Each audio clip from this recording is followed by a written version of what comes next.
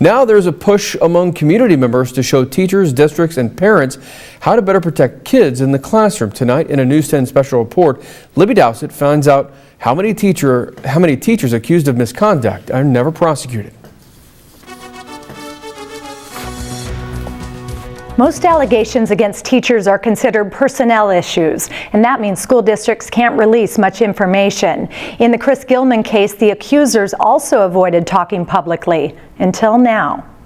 Don't ever think it can't happen to you. For the first time, one of the girls who says she was inappropriately touched by teacher Chris Gilman at Howard Elementary School in Medford in 2003 is speaking out. We agree to hide her face. He used to always have me sit on his lap.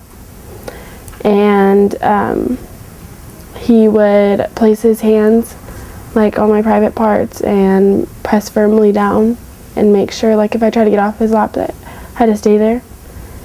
And this part too hard to remember. Her mother Shannon steps in. At the conclusion of the investigation, the fact that he was not charged criminally and nobody else knew about it, we had to be the ones to hide from him. The school district paid out $20,000 settlements to this girl and another classmate.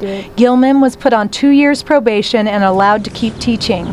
About 6 years later, in 2010, the same type of allegations by a second group of girls. How could he be back? How could they not stop him? Or what did we do to let these girls down and have it happen to them? Attorney Tom Peterson represents the families of 4 of Gilman's other accusers. He says Gilman may have lost his job and teacher's license, but his clients have lost much more. The damage to the students, the nightmares, the clinging behavior, the sort of anger that came out of it, totally unnecessary. Peterson says if teachers don't face any true sanctions, districts can simply pass the trash. Rather than being fired, they're given an opportunity to maybe quit and move on down the line.